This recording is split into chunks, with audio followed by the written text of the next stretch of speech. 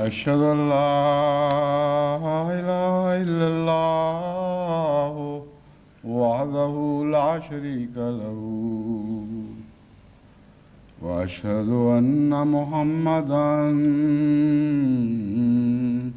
عبده ورسوله أما بعد فأعوذ بالله من الشيطان الرجيم بسم الله الرحمن الرحيم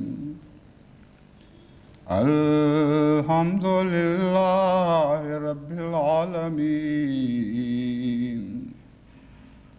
الرحمن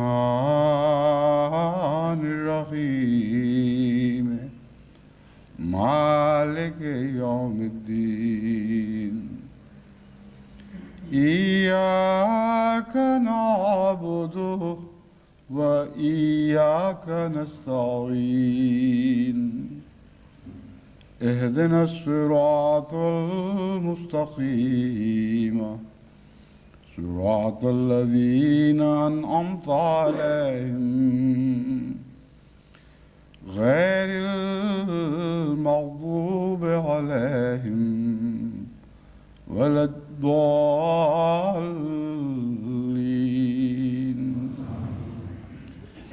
كنتم خير أمة أخرجت للناس تأمرون بالمعروف وتنهون عن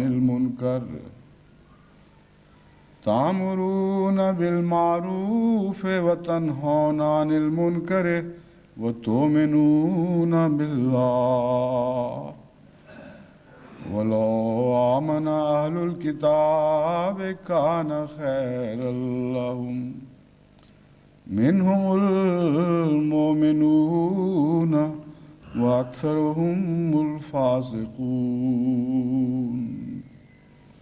سورہ آل عمران آیت 111۔ رمضان مبارک کی سرگرمیاں ختم ہوئیں اور عید کی گہما گہمی بھی، اور آج شاید لوگ دنیا بھر میں عید منانے کے بعد کہ کسل کا شکار ہو چکے ہوں، کیونکہ عید منانے کے بعد کچھ سستی کا اور غفلت کا بھی تھوڑا سا دور آیا کرتا ہے۔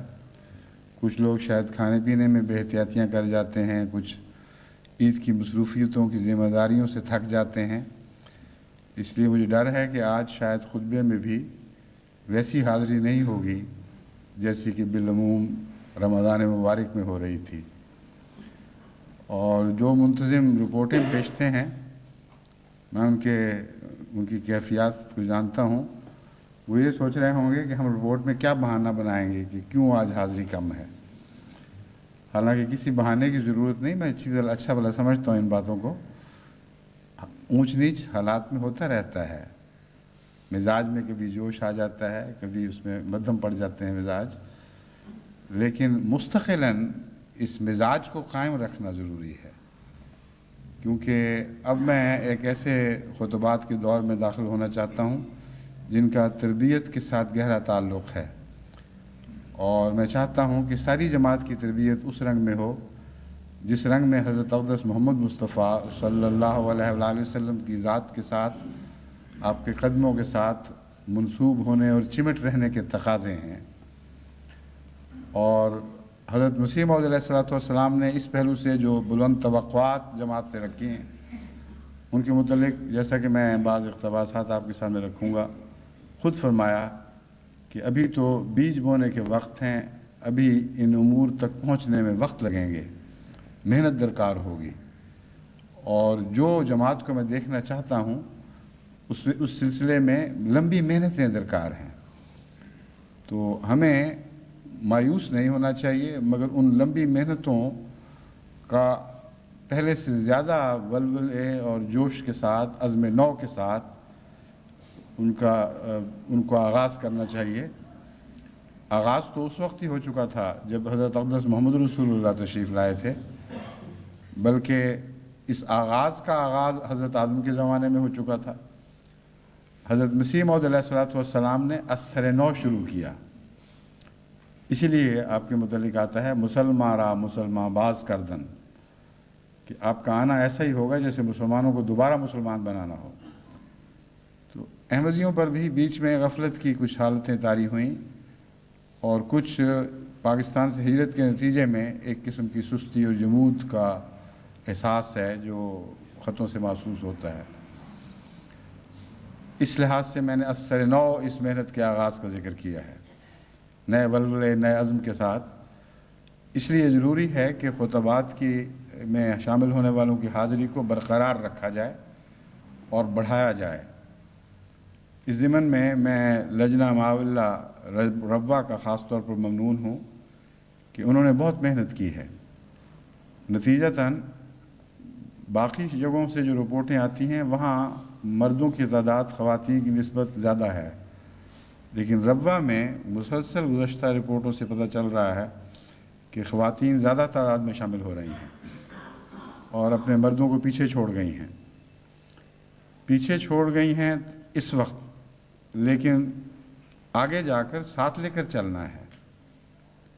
یہ ایسا فخر نہیں ہے جس فخر کو برقرار رکھا جائے۔ پیچھے چھوڑیں، پھر ہاتھ پکڑیں اور ساتھ لے کر آگے بڑھائیں، اور ان کی غیرت کو کچوکے دیں اور کہیں ہم عورتیں ہو کر جن پر جمعہ فرض بھی نہیں ہے جمعے کا خطبہ سننے جا رہی ہیں، جو خطبہ جمعے کے مقابل پر کوئی فرضیت نہیں رکھتا، اور تم مرد ہو کر گھروں پہ چوڑیاں پہن کے بیٹھ گئے ہو۔ اگر یہ بات ہے تو پھر بچے تم سنبھالو، ہم باہر کے کام کرتی ہیں۔ تو اس طرح کی باتیں کر کے ان کو ساتھ لیں، آگے بڑھائیں، کیونکہ بہرحال جو بوجھ مردوں نے اٹھانے ہیں وہ عورتوں کی طاقت سے بالا ہیں۔ اسی لیے اللہ تعالیٰ نے قرآن کریم میں عورتوں کے لیے فرائض کی ادائیگی میں نرمی رکھی ہوئی ہے۔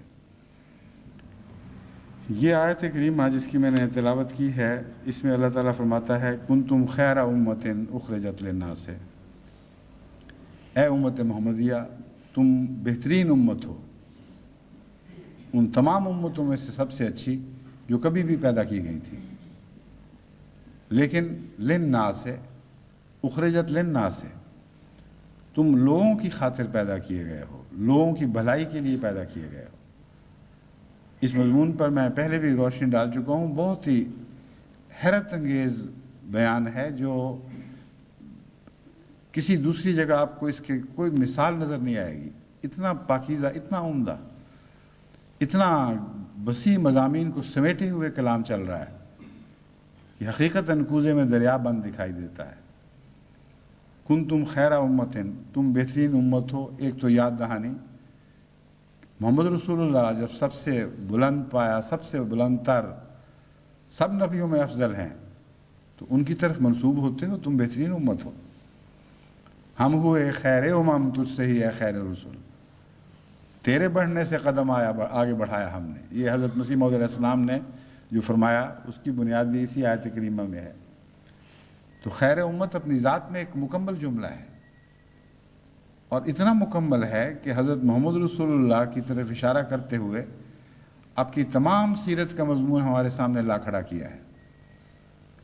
ادھر دیکھو تم کس کی طرف منسوب ہو رہے ہو، اس کی طرف منسوب ہونے کی وجہ سے تم نے خیر امت کا نام پایا ہے، کیونکہ وہ خیر الرسل ہے، تم وہ ہو۔ اس لیے اپنے خیالات، اپنے اعتقادات، اپنی طرز گفتگو، اپنے بول چال، اپنے اٹھنے بیٹھنے، رہن سہن اور اخلاق پر نظر رکھنا کہ تم کون ہو اور کس کی طرف منسوب ہوتے ہو۔ یہ ویسے ہی ہے جیسے کسی اچھے خاندان کے بچے سے غلطی ہو جائے تو کہتے ہیں تم کس کے بیٹے ہو، اور اس جملے میں بڑی غیرت کا چوکا ہے۔ جو شخص سے غلطی ہو رہی ہو وہ یہ بات سن کر شرم سے کٹ مرتا ہے۔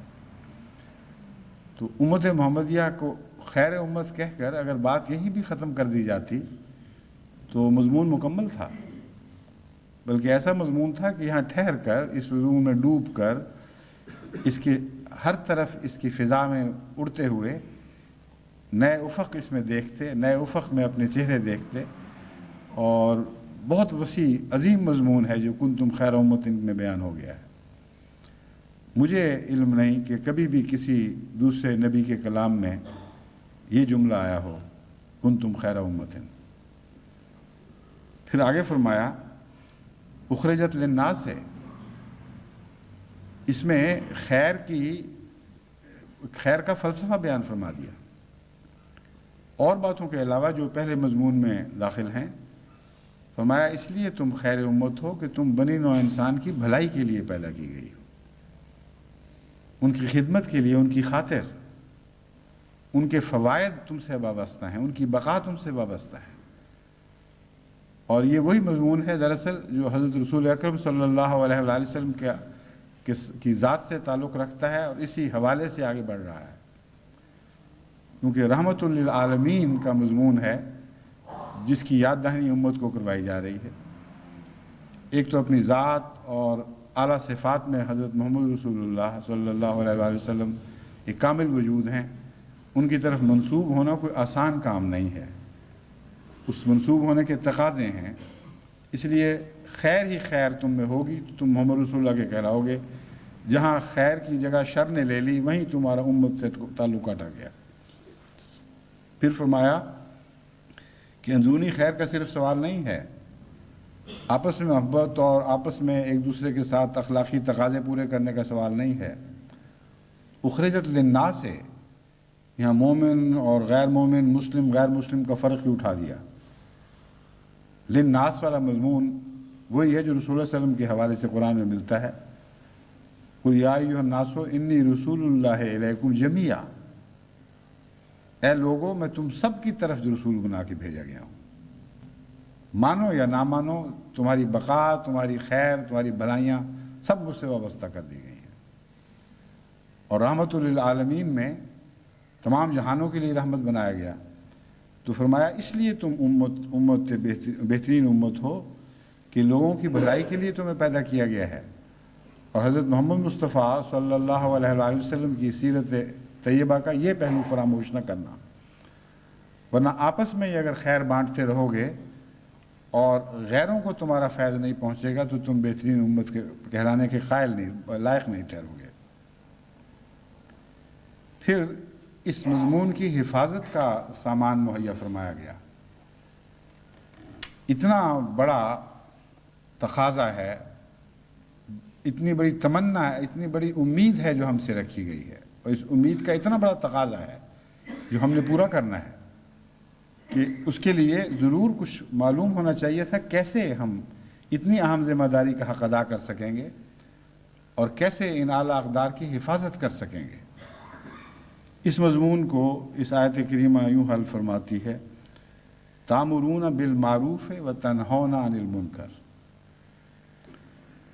تمہاری خوبیوں کی بقا کا تقاضا یہ ہے کہ تم مسلسل ایک دوسرے کو بھلائی کی طرف بلاتے رہو اور بھلائی کی دعوت دیتے چلے جاؤ، وتنہون عن المنکر، اور برائیوں سے روکتے چلے جاؤ۔ یہ اس طرح بیان نہیں فرمایا، یوں فرمایا ہے کہ تم یہ کرتے ہو، تم بھلائیوں کی طرف بلاتے ہو اور بدیوں سے روکنے والے ہو، کیونکہ حضرت اقدس محمد رسول اللہ صلی اللہ علیہ وآلہ وسلم کی امت میں شامل ہونے کا ایک طبی تقاضا ہے، اس لیے اسے ایک جاری فعل کے طور پر بیان فرمایا گیا ہے۔ تم اگر رسول اللہ صلی اللہ علیہ وسلم کے غلام ہو تو تم یہ کرتے ہو، گیا کہ یہ ہو ہی نہیں سکتا کہ تم نہ کرتے ہو، نہیں کرتے تو غلام رہے ہی نہیں باقی۔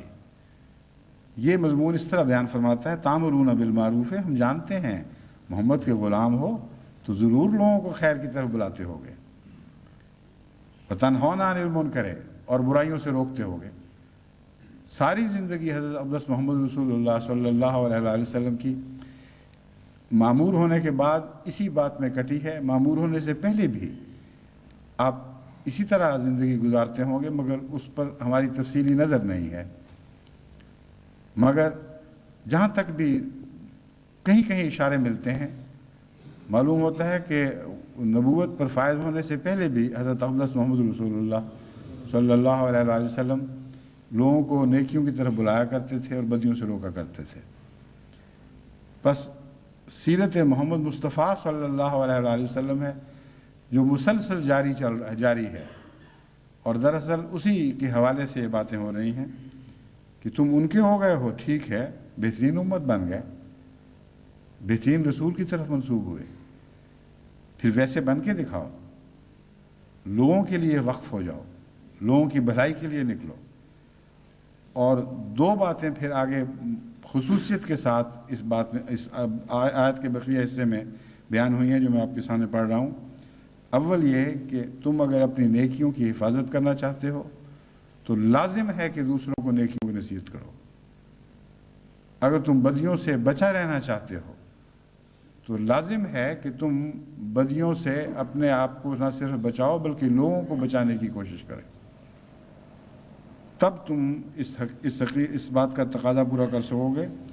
دوسرے یہ کہ ماحول کو درست کیے بغیر انسانی خوبیوں کی بقا کی کوئی ضمانت نہیں ہو سکتی۔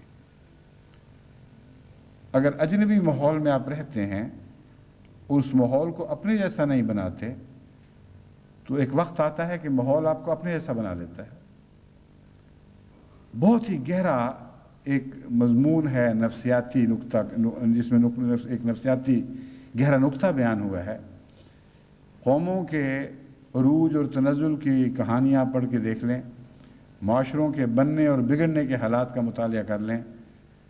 وہ قومیں اور وہ معاشرے جو تاثیر رکھتے ہیں اور ارد گرد پھیلتے چلے جاتے ہیں، وہ اس وقت تک زندہ رہتے ہیں جب تک یہ تاثیر زندہ ہے۔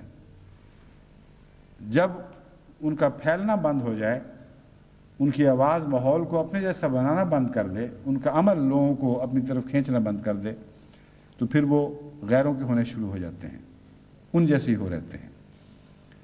بس یہ بحث کسی قوم سے تعلق نہیں رکھتی، یہ انسانی فطرت سے تعلق رکھتی ہے۔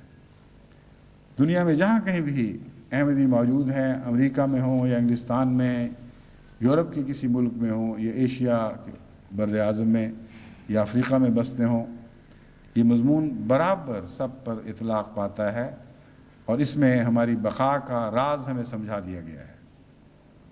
اگر ہم نے زندہ رہنا ہے، اگر ہم نے ان اعلیٰ قدروں کی حفاظت کرنی ہے جو ہمارا عنوان بنا دی گئی ہیں، جن کا آغاز اس طرح ہوا کنتم خیر امۃ اخرجت للناس سے، تو پھر لازم ہے کہ ہم یہ دو کام کریں، ان دو پہلوؤں سے یہ کام کریں۔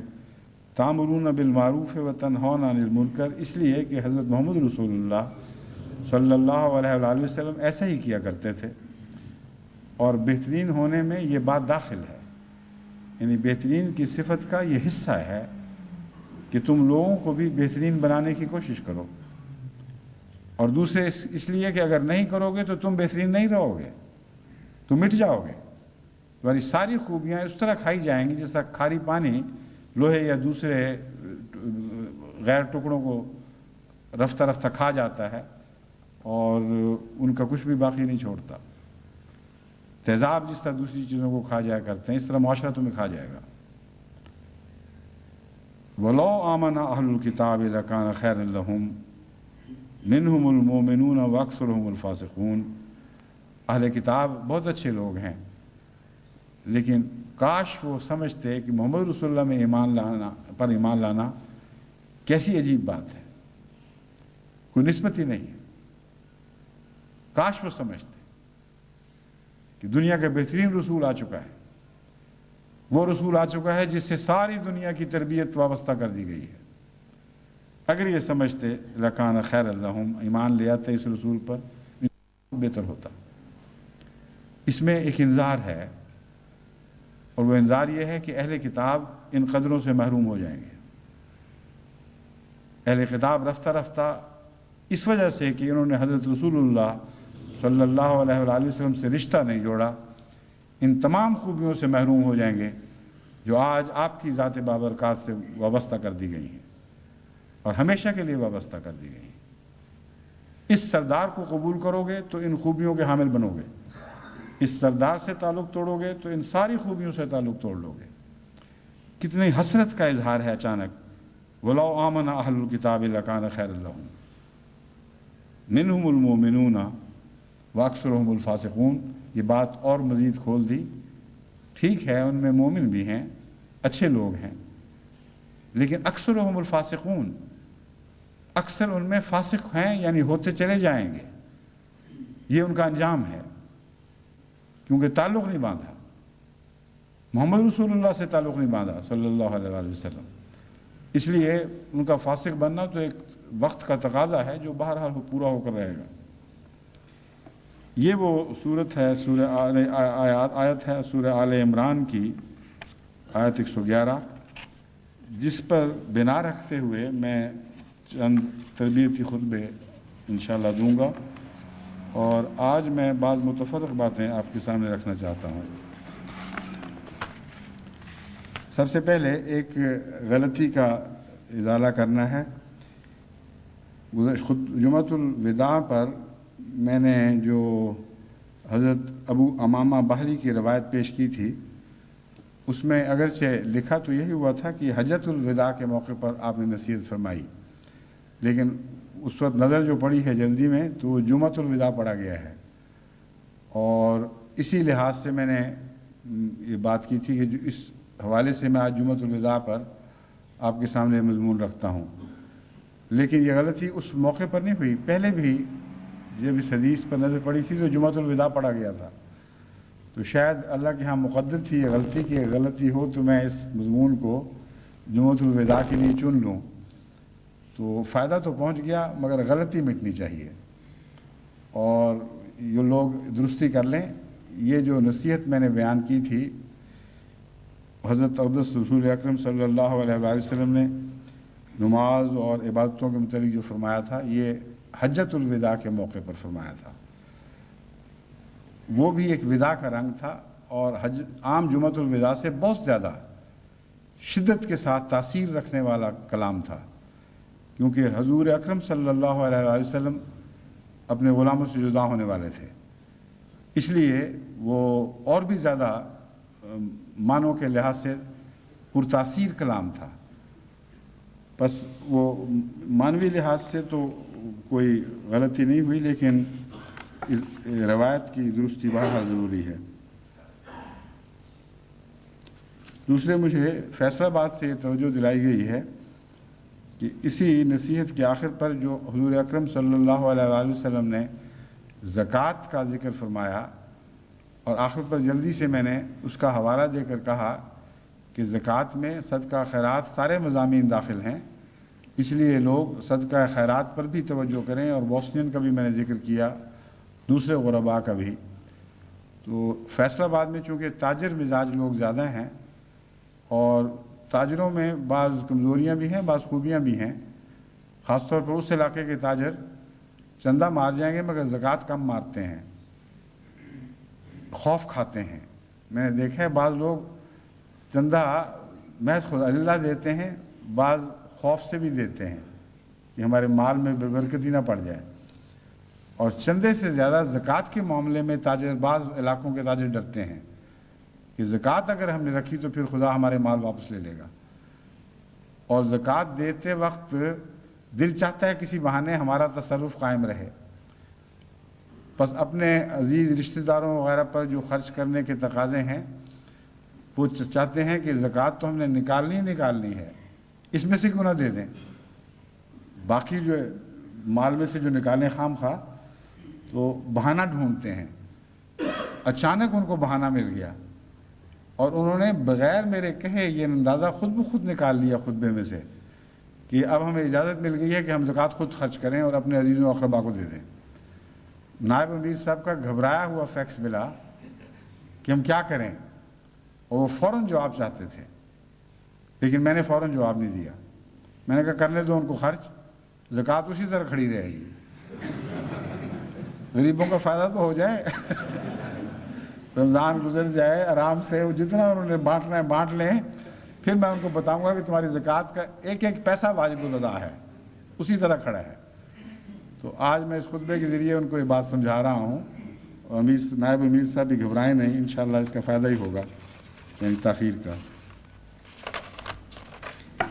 एक छोटी सी बात ये समझाना चाहता हूँ कि मैंने एक खुतबे में ये कहा था कि जमात को चाहिए कि मज़मून यही है कि लोगों को भलाई की तालीम दो, बदियों से रोको, और इस सिलसिले में दुनिया के सियासतदानों को और बड़े बड़े रहनुमाओं को बराह रास्त ख़त लिखो और तवज्जो दिलाओ कि तुम गलत रस्तों पर चल पड़े हो, समझो, संभलो اور ورنہ تم اپنی قوموں کے ساتھ مٹا دیے جاؤ گے۔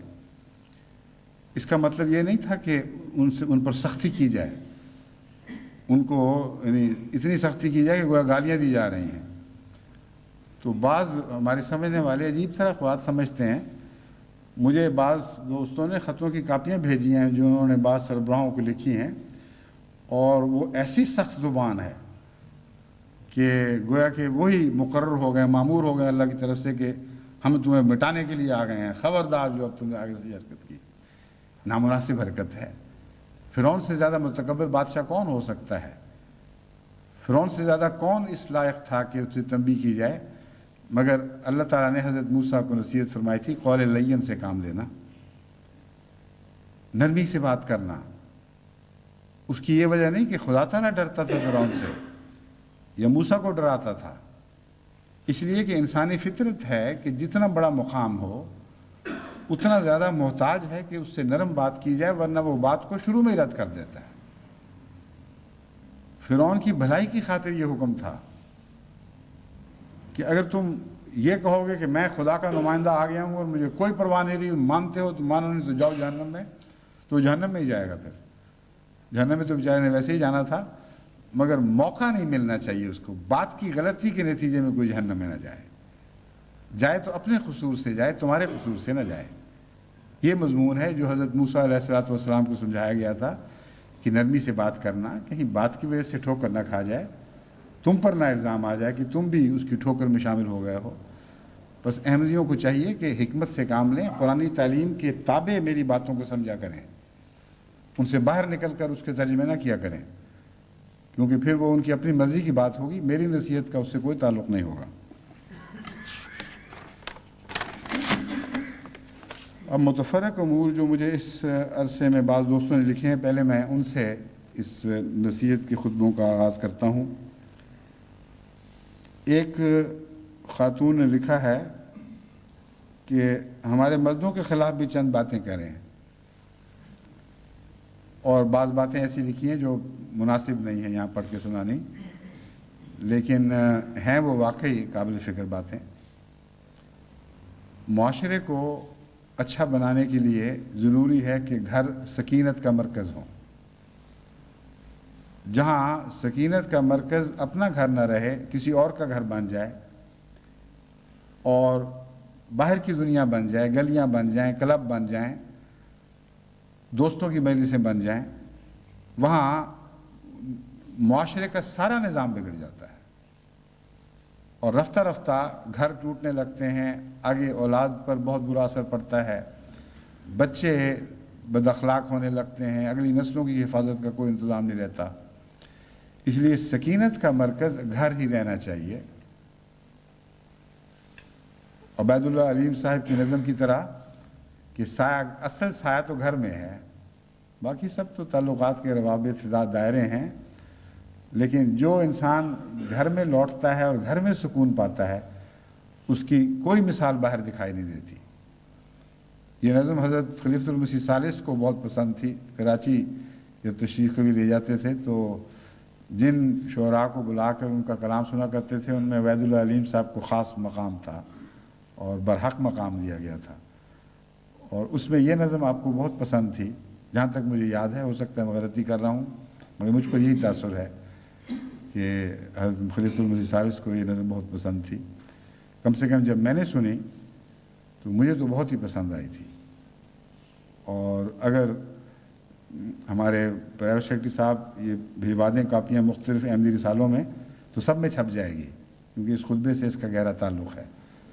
سایہ وہی ہے جو خدا نے گھر میں بنا رکھا ہے، اور اسی کو سکینت کی وجہ بتایا ہے۔ بس اپنے گھر میں سکینت ڈھونڈیں اور بیوی میں سکینت ڈھونڈیں۔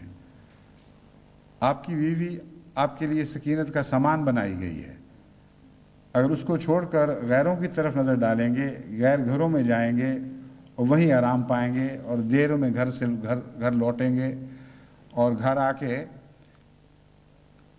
جس طرح اپنے کپڑے اتار کے پھینکتے ہیں اسی طرح اپنے بیوی بچوں کو اتار پھینکا ہوگا، تو پھر ایسا گھر کوئی سکینت والا گھر نہیں ہے۔ اور ایسے معاشرے کی حفاظت اور اس کے امن کا کوئی انتظام ممکن نہیں، کوئی اس کی حفاظت نہیں ہو سکتی۔ بس غیروں کو ہم نے جو نصیحت کرنی ہے اس سے پہلے اپنے آپ کو تو نصیحت ضرور کرنی چاہیے۔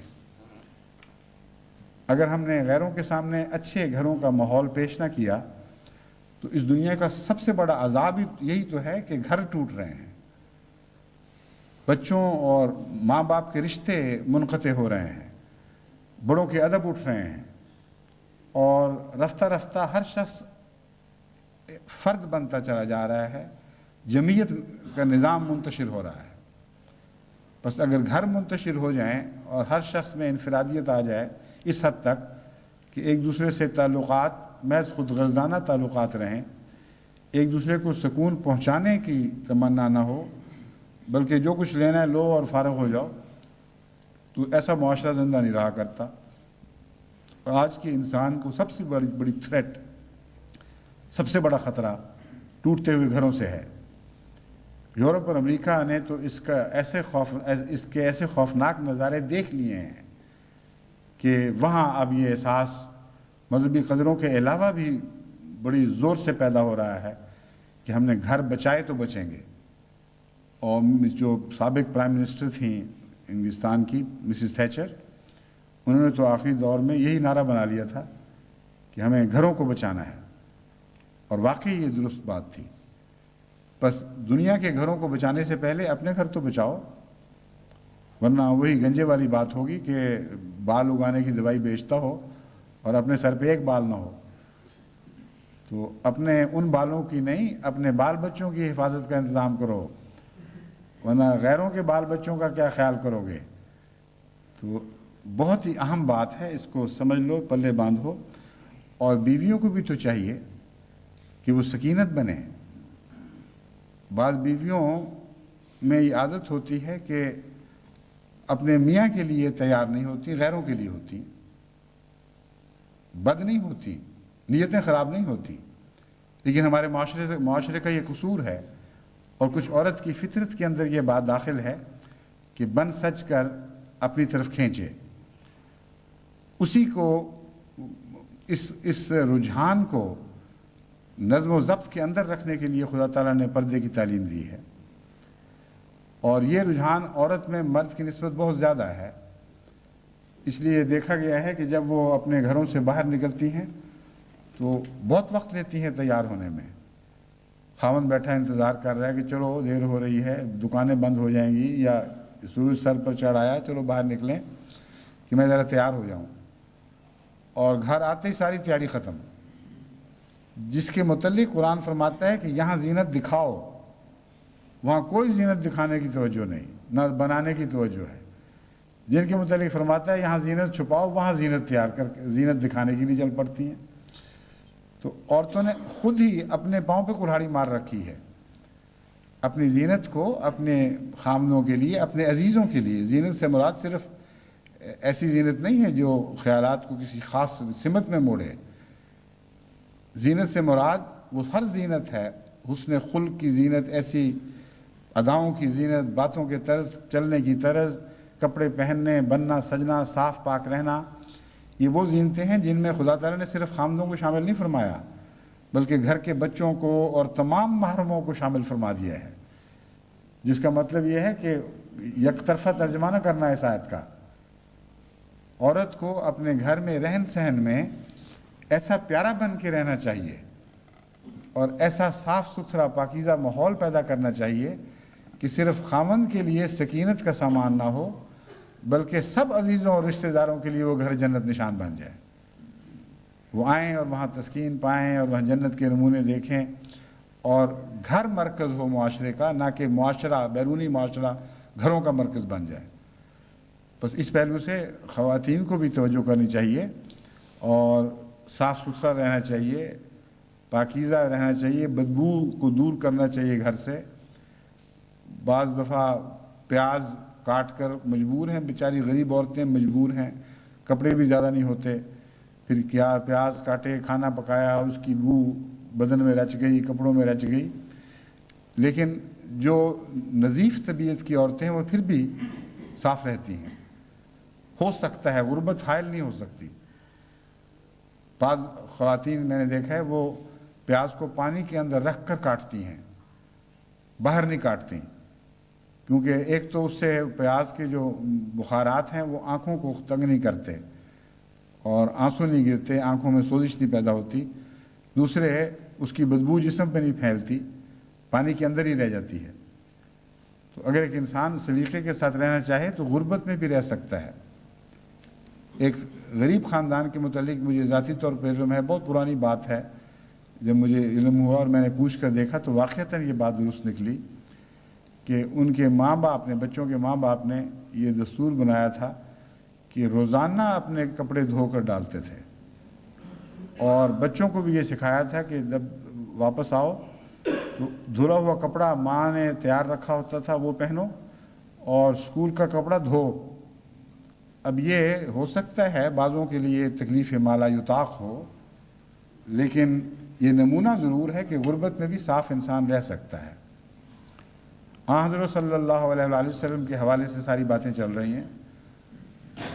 اب کا نہایت غریبانہ طرز بود و باش تھی، اور کپڑے خود سیتے تھے، پیبند لگا لیا کرتے تھے، مگر پاکیزہ بدن، پاکیزہ لباس، صاف ستھرا، خوشبو سے معطر، یہ زینت ہے۔ زینت کا یہ مطلب نہیں کہ فیشن کرو اور مہنگے مہنگے کپڑے خریدو اور گوٹا کناری لگاؤ۔ جو زینت محمد رسول اللہ کی زینت ہے وہی زینت ہے، اور عورتیں جو صاف بدن، پاک بدن ہوں اور اچھے کپڑے ان معنوں میں پہنیں کہ نظیف، صاف ستھرے ہوں، خوشبو لگائی ہو، وہ لازماً سکینت کا سامان بنے گی۔ بس امیر اور غریب کی بحث یہاں نہیں ہے، ہر شخص جو حضرت رسول اکرم صلی اللہ علیہ وآلہ وسلم کی طرف منسوب ہوتا ہے وہ آپ کی زینت اخذ کر سکتا ہے۔ یہ اصول ہے، اسے اچھی طرح یاد رکھیں۔ یہ ناممکن ہے کہ حضرت محمد رسول اللہ امیروں کے تو رسول ہوں اور غریبوں کے نہ ہوں۔ یہ وہ رسول ہے جو ہر تفریق مٹا دیتا ہے، مشرق کا بھی ہے، مغرب کا بھی ہے، مختلف ملکوں کے بدلتے ہوئے فیشن آپ کے طرز زندگی سے مختلف نہیں ہو سکتے، یعنی ہر قوم اگر چاہے تو آپ کا فیشن اختیار کر سکتی ہے، اور وہ فیشن بنیادی طور پر پاکیزگی ہے، نظافت ہے، اور یہ ہر کسی کے بس میں ہے۔ اس لیے عورتوں کو چاہیے کہ گھر سلیقے کے رکھیں اور گھر کا ماحول صاف ستھرا رکھیں۔ بعض گھروں میں جاتے ہیں تو دھکا لگتا ہے، صوفہ سیٹ پہ پودرے پڑے ہوئے ہیں دھلے ہوئے، کہیں وہ تولیے، کہیں شلواریں لٹکی ہوئی، گھبراہٹ شروع ہو جاتی ہے گھر کو دیکھ کر۔ اور بعض غریبانہ گھروں میں جائیں تو ایسا صاف پاکیزہ ماحول، ہر چیز سلیقے سے رکھی ہوئی۔ اس لیے عورت کا کام ہے کہ وہ خود بھی کشش کا مرکز بنے، اور ایسی کشش کا مرکز بنے جیسا کہ قرآن کریم میں فرمایا گیا ہے، تمام محرم لوگ اس سے لطف حاصل کریں، پاکیزگی حاصل کریں، اور اس ماحول میں بار بار آنے کی تمنا دل میں پیدا ہو۔ یہ زینت ہے۔ تو اللہ کرے کہ ہماری عورتوں کو صرف مردوں کے خلاف باتیں کہلوانے کا شوق نہ ہو، کچھ اپنے متعلق بھی سن لیا کریں اور اس نصیحت پر بھی عمل کیا کریں۔ ایک دوست نے لکھا ہے کہ ٹیلی ویژن اور VCR کی وجہ سے ہمارا معاشرہ بہت گندہ ہو رہا ہے، اور 10 روپے دے کر 2-4 گھنٹے کے لیے گندی سے گندی فلم حاصل ہو جاتی ہے۔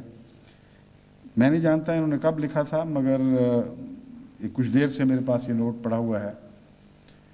اس سلسلے میں میں نے خطبہ دیا تھا، خطبے پہ نصیحت کی تھی، اور جہاں تک اہل ربہ کا تعلق ہے مجھے پتہ ہے کہ فوری طور پر سب نے لبیک کہا، اور عجیب اتفاق ہے کہ خطبہ دینے، ادھر میں نے خطبہ دیا ہے، ادھر چند دن تک خطبے سے پہلے ہی ان لوگوں کا یہ فیصلہ مجھ تک کیا ہوا فیصلے کی اطلاع مجھے پہنچی کہ ہم ان چیزوں سے پرہیز کریں گے اور اپنی ذمہ داریوں کو سمجھیں گے، اور ایسی کیسٹس اور ویڈیوز وغیرہ کا رواج دیں گے جو اسلامی معاشرے کی تقویت کا موجب بنے، نہ کہ اس کو نقصان پہنچانے کا موجب ہو۔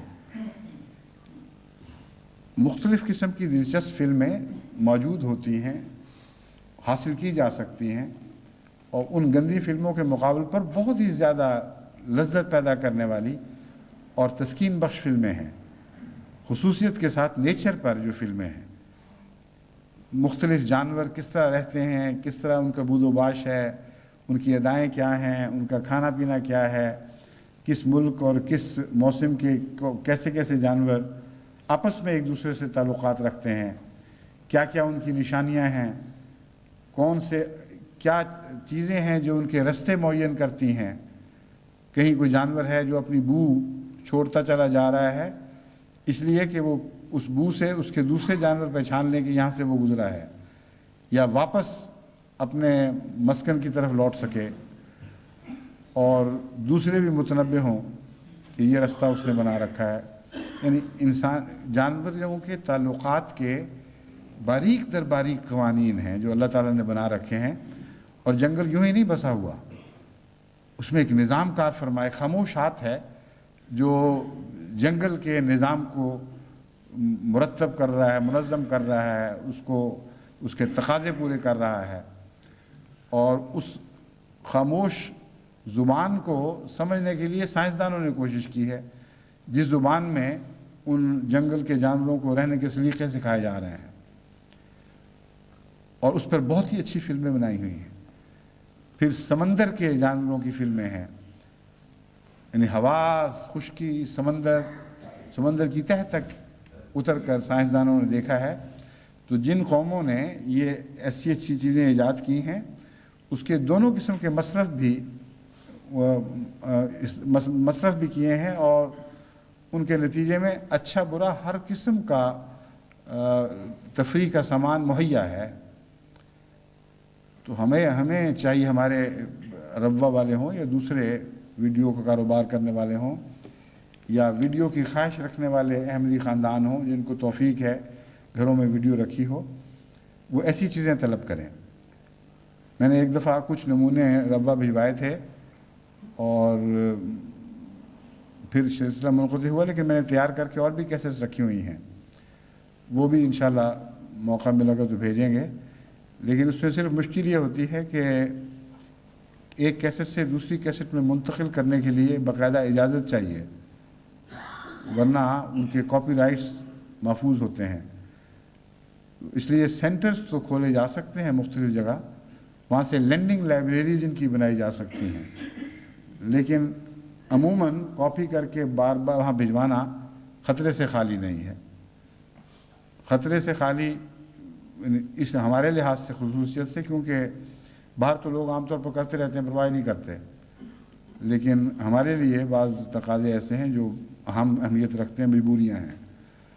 بس میں سمجھتا ہوں اگر مختلف جماعتیں، بڑی بڑی جماعتیں جو جہاں عموماً ایسے مسائل ہیں، وہ یہاں لکھ کر یا کہیں اپنے طور پر اپنے دوستوں سے کہہ کر جو یورپ امریکہ وغیرہ میں بستے ہیں، ایسی ویڈیوز حاصل کریں، اور ممکن ہو تو ان کا ترجمہ ساتھ ڈب کر دیں، جو ممکن ہے، کوئی مشکل نہیں ہے، اور اردو میں، پنجابی میں یہ کر کے تو پھر ایک لینڈنگ لائبریریاں بنا لیں اضلاع۔ بعض ویڈیوز ایک گھوم رہی ہیں، ایک گاؤں میں پہنچی، دوسری گاؤں میں، تیسرے گاؤں میں چند دن ٹھہری، اس عرصے میں اتنی زیادہ ہیں کہ تسلسل ٹوٹے گا نہیں اور بھوک قائم رہے گی۔ اس لیے انشاءاللہ اگر وہ 50-100 فلمیں اس قسم کی منگوا لیں تو جب تک وہ گھوم کے واپس آئیں گی دوسرا نمبر جانا شروع ہو جائے گا، اس طرح جو شوق کا تسلسل ہے وہ نہیں ٹوٹے گا۔ خاص طور پر ہمارے دیہات وغیرہ میں یہ دیکھنا بڑا ضروری ہے، کیونکہ خصوصیت سے دیہاتی لوگوں کو شوق ہوتا ہے ایک چیز شروع کر دیں تو بس چل سو چل، اور جہاں وہ ٹوٹ گئی وہاں بات ختم، شوق بھی اتر گئے۔ یہ مزاج کا فرق ہے، بعض صرف پاکستان کا نہیں، باقی دنیا کے دیہات میں بھی غالباً یہی ہوگا۔ مجھے یاد ہے چوہے ظفراللہ خان صاحب رضی اللہ تعالیٰ عنہ غالباً میر حسام الدین صاحب کا ذکر یا کسی اور کا ذکر کرتے تھے، میر حامد اللہ صاحب کا، حضرت کے صحابی تھے جو میر حامد اللہ نام تھے، سیالکوٹ کے، حامد علی صاحب، نہیں حامد علی جو شیخ تھے، میر حامد اللہ بہر نام مجھے پورا یاد نہیں لیکن مشہور خاندان ہے، ان کا یا ان کے والد کا مجھے اب یاد نہیں ہے صحیح، لیکن ایک بزرگ صحابی کا ذکر کرتے تھے جو سیالکوٹ کے تھے، اور ان کی عادت تھی کہ وہ ایک دن میں ایک دفعہ خوب سیر ہو کے کھاتے تھے، اور پانی اس طرح پیتے تھے کہ بیچ میں ذرا بھی انقطاع برداشت نہیں کرتے تھے۔ چنانچہ وہ چوئی صاحب بتایا کرتے تھے کہ ماشکی کو حکم تھا کہ میں کٹورے سے منہ لگا کے پیتا ہوں، تم پانی ڈالتے چلے جاؤ، اور کہا کرتے تھے کہ ڈیک نہ ٹوٹے، یعنی یہ جو مسلسل پانی اندر جا رہا ہے یہ ٹوٹے نہ، ورنہ میرے پیاس کا مزہ ختم ہو جائے گا، پھر پینے کو دل ہی نہیں چاہے گا۔ یہ میر حامد علی نہیں، غالباً کوئی اور تھے، شاید وہ پہلوان بھی تھے اور بڑے جسیم۔ یہ بات جو ہے یہ ویسی سنت کے مطابق نہیں ہے، یہ میں بتا دوں آپ کو، اب یہ نہ سمجھنا کہ اسی طرح ہونا چاہیے۔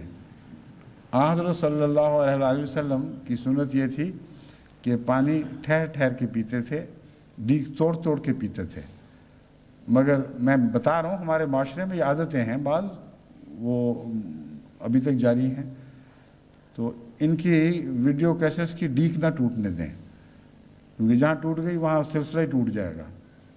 تبھی مجھے ڈر ہوا تھا کہ اگر میں خود باہر چلا گیا اور خطبہ ایک دفعہ تسلسل منقطع ہو گیا کہ لوگوں نے آنے بند کر دینے، پھر تو اس لیے قومی حالات کو پیش نظر رکھتے ہوئے بعض اقدامات اختیار کرنے ضروری ہوتے ہیں۔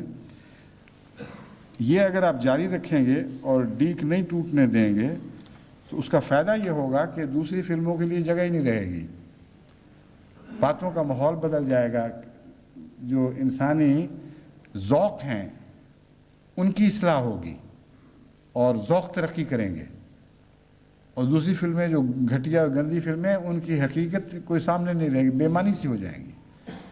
تو ایسے حکیمانہ انتظام ہونے چاہیے تربیت میں کہ جہاں محض زور کی نصیحت اور سزا کے ڈنڈے کام نہ کر رہے ہوں، بلکہ دل کی تمنائیں آپ کی نصیحت کے مطابق اسی ہوا پر چل پڑیں، بس اچھی چیزیں دیں۔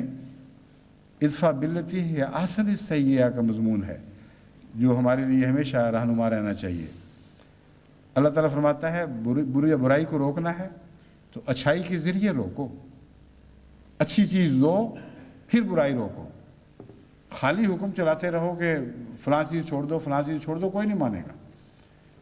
ہر بری چیز کے بدلے ایک اچھی چیز بناؤ، ہر بری عادت کے بدلے ایک اچھی عادت کا منصوبہ تیار کرو، اور وہ اچھی عادت دے کر کہو اب اس کو چھوڑ دو۔ کوئی برا کھانا کھا رہا ہو، آپ کہیں چھوڑو پہلے، یہ برا کھانا ہے، کون چھوڑے گا؟ ہاں اچھا کھانا ساتھ رکھ دیں گے تو کہیں گے اب یہ برا چھوڑو، تو پھر وہ شوق سے چھوڑے گا۔ دوسری بات جو مجھے انہوں نے لکھی ہے وہ یہ ہے کہ عام طور پر ادب اٹھ رہا ہے، نئی نسلوں میں ایک قسم کی بے اتنائی سی پیدا ہو رہی ہے اپنی قدروں سے بھی، اور یہ ایک عمومی بیماری ہے جو پھیلتی اور بڑھتی ہوئی دکھائی دے رہی ہے۔ مثال اس کی انہوں نے یہ دی ہے کہ مسجدوں میں ننگے سر جانا ایک عام رواج بن رہا ہے۔ اس سلسلے میں یہاں تو میں نے بار بار توجہ دلائی ہے، اور اللہ کے فضل سے انگلستان کی جو نسلیں ہیں نئی، ان میں بہت نمایاں فرق پڑا ہے۔ پہلے جو عادت تھی ننگے سر مسجدوں میں جانے کی، اب وہ خدا کے فضل سے بہت کم رہ گئی ہے، بہت معمولی رہ گئی ہے، اور بالعموم آپ کو سب ٹوپیاں پہنے ہوئے نظر آئیں گے۔ لیکن مجھے پتہ لگا ہے کہ ربوہ کی مسجدوں میں بھی، مسجد مبارک میں بھی کئی لوگ ہیں جو اسی طرح جاتے ہیں، اور ان کو نصیحت کرو تو کہتے ہیں کیا ضرورت ہے، کوئی بات نہیں۔ اور بعض لوگ تو صرف اس لیے کہ بالوں کی مانگ نہ خراب ہو جائے، جنہوں نے چیر نکالے ہوئے ہیں جہاں جہاں جس طریقے سے، وہ وہیں قائم رہیں۔ ایسی بیہودہ عادت ہے۔ یہاں صرف ٹوپی کا مسئلہ نہیں ہے کہ ٹوپی کس حد تک ضروری ہے، یہ ایک اندرونی مرض ہے جس کا اظہار ہوا ہے۔ اس بات کو لوگ نوجوان سمجھتے نہیں، اور ان بحثوں میں پڑ جاتے ہیں کہ ثابت کرو 100% کہ ٹوپی نہیں پہنیں گے تو کہاں کتنا گناہ ہوگا اور کہاں لکھا ہوا اتنا گناہ ہوگا وغیرہ وغیرہ۔ یہ بیوقوفی کی باتیں ہیں۔ قرآن کریم نے جہاں معروف کا حکم دیا ہے، اس معروف کے تابع یہ ساری باتیں آ جاتی ہیں۔ حضرت صلی اللہ علیہ وسلم سے جب عورتیں بیعت کرتی تھیں تو معروف کا لفظ رکھ ان سے کہلوایا جاتا تھا کہ ہم معروف میں آپ کی اطاعت کریں گی. تو قرآن کریم نے اصول پیش فرما دیے ہیں، اور وقت کے امام کا کام ہے کہ وہ نظر رکھے، اور جہاں جہاں کچھ برائیاں ایسی پیدا ہو رہی ہوں جو بظاہر دیکھنے میں اتنی اہم نہ ہوں لیکن ان کی جڑیں گہری ہوں اور بعض گہرے رجحانات پر اثر انداز ہونے لگ جائیں، رجحانات کو گندہ کر رہی ہوں، ان پر نظر رکھے اور ان کو روکے. وہاں یہ کوئی کہے کہ بتاؤ کہاں قرآن کریم میں یہ لکھا ہوا ہے واضح الفاظ میں، کہاں حدیث میں لکھا ہوا ہے؟ لکھا تو ہوا ہے مگر تمہیں دکھائی نہیں دے رہا. وہ معروف کا لفظ ہے جو ہماری بیت میں آج بھی داخل ہے کہ معروف میں اطاعت کروں گا یا معروف میں اطاعت کروں گی. تو یہ جو ٹوپی سر سے اترتی ہے اگر اتفاقاً اتر جائے تو اور بات ہے، پہلے اندر کے انسان کے تقوی کی ٹوپی اترتی ہے، پہلے اس کا رجحان بدلتا ہے معاشرے کی طرف، اپنی قدروں کی ناقدری کا احساس پہلے اٹھتا ہے، پھر وہ ٹوپی اندر کی گندی ہواؤں سے اڑ جاتی ہے اور سر پر رکھتے ہوئے شرم آتی ہے. وہ شرم صرف پہلے گلیوں میں آتی ہے پھر مسجد میں بھی آ جاتی ہے، عادت بن جاتی ہے. وہ باہر اس لیے ٹوپی پہن کے نہیں جاتے کہ ان کو خیال ہے کہ اگر ٹوپی پہنی ہو تو لوگ کہیں گے یہ مولوی مزاج کا کوئی آدمی ہے، اور جو ہم نے حرکتیں کرنی ہیں یا جو ہم اپنا مزاج بنا کر پھرنا چاہتے ہیں اس مزاج کے خلاف ہے. ہم لوگوں سے نتھر کے الگ ہو جائیں گے، یہ ٹوپی والا ہے. اور واقعتاً ٹوپی بڑی حفاظت کرتی ہے. ٹوپی سے بہت سی بدیوں سے انسان اس وجہ سے بچتا ہے کہ لوگ آپ سے ان بدیوں کی توقع نہیں کرتے. ٹوپی آپ کے مزاج کی تشخیص کر دیتی ہے اور تعیین کر دیتی ہے. لیکن جہاں تک مسجد میں ٹوپی کا تعلق ہے اس کا تو گہرا ادب سے تعلق ہے. ایسے میں جانتا ہوں نوجوان جب ان کو کہا جاتا تھا کہ ٹوپی پہنو کہ کہاں ہے ثابت کرو، کوئی ضروری نہیں ہے، اور اپنے والد کے سامنے جاتے ہوئے ان کی جان نکلتی تھی بغیر ٹوپی کے. وہاں ضرورت نہیں ہوتی تھی کہ ننگے سر جا کے دندناتے ہوئے چلے جائیں، اور جب مسجد میں روکتے تھے تو کہتے تھے کوئی ضرورت نہیں. یعنی خدا سے ڈرنے کی کوئی ضرورت نہیں، باپ سے ڈرنا ضروری ہے، اور باپ بھی وہ جو جلال والا باپ ہو. یہ نہایت بیہودہ حرکتیں ہیں، یہ بیہودہ بحثیں ہیں. اگر تم ٹوپی کا اتار کے پھرو گے اس طرح دندناتے ہوئے تو زبردستی تو تم پہ کوئی نہیں ہو سکے گی. نہ علماء کو اختیار، نہ خدام کو، نہ انصار کو. کوئی جماعت کا نظام تمہیں سزا نہیں دے گا، مگر تم جو سزا دے رہے ہو اپنے آپ کو، تم نے جو بے ادبی کی راہ اختیار کر لی، تمہیں سب برکتوں سے محروم کر دے گی. خدا کے حضور جھکنے کے لیے جس قسم کی عاجزانہ روح کی ضرورت ہے وہ روح باہر چھوڑ کر جا رہے ہو، اور مسجد میں زینت لے کر نہیں جا رہے. حالانکہ قرآن کریم فرماتا ہے خذوا زینتکم عند کل مسجد، کہ اے لوگوں مسجد میں زینت لے کر جایا کرو. مسجد کی سب سے بڑی زینت تقوی ہے، ادب ہے، حیا ہے، اور ٹوپی کا سر سے اترنا اس زینت کے بالکل برخلاف اور مخالفانہ رو ہے. بس ان تقاضوں کو پورا کرنا چاہیے، اور جو فطرت میں ہمارے بات داخل ہے اس کو مد نظر رکھنا چاہیے. مغرب میں بعض لوگ سوال کرتے ہیں کہ ٹوپی پہننا کیوں ضروری ہے، ہم تو بڑوں کا ادب کرنے کی خاطر ٹوپی اتار دیتے ہیں. چنانچہ یہ واقعہ درست ہے. یہاں رواج ہے جج کے سامنے جائیں تو جج ٹوپی پہنتا ہے اور جو حاضر ہونے والے ہیں ان کو ٹوپی اتارنی پڑتی ہے. انگریزی محاورہ ہے ہیٹس آف ٹو یو، تو ادب میں ہم ہیٹس اتارتے ہیں. لیکن ٹوپی وقار کا نشان ضرور سمجھتے ہیں. جج کو اجازت ہے ٹوپی پہننے کی، بلکہ لازم ہے کہ وہ پہن کے آئے، جس کا مطلب ہے کہ اس کو ادب اور وقار کا مقام ملا ہے.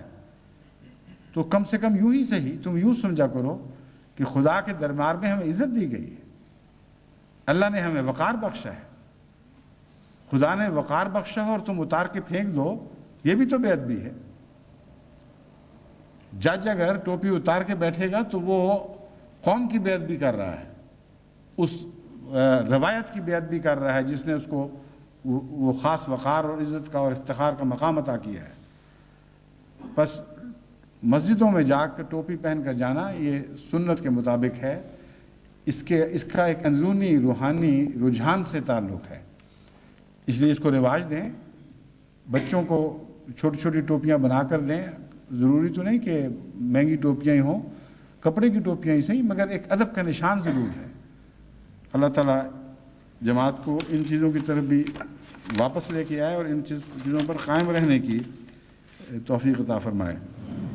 اب چونکہ وقت ختم ہو گیا ہے اور نصیحت کی چھوٹی چھوٹی بہت سی باتیں باقی ہیں، انشاءاللہ آئندہ جمعے یا اس کے بعد اس سلسلے کو پھر شروع کریں گے. السلام علیکم ورحمۃ اللہ وبرکاتہ. خدا حافظ.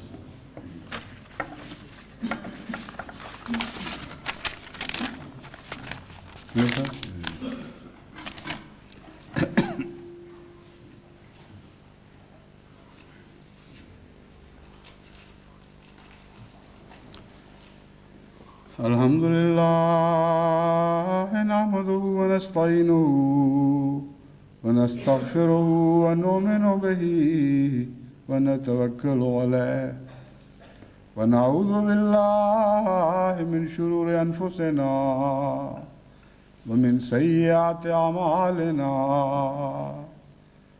من يهده الله فلا مضل له ومن يضلله فلا هادي له. ونشهد أن لا إله إلا الله وحده لا شريك له ونشهد أن محمدا عبده ورسوله. عباد الله رحمكم الله إن الله يأمر بالعدل والإحسان وإيتاء ذي القربى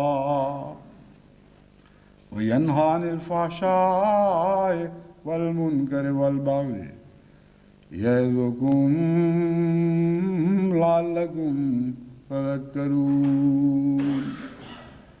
اذكروا الله يذكركم وادعوه يستجب لكم ولذكر الله أكبر.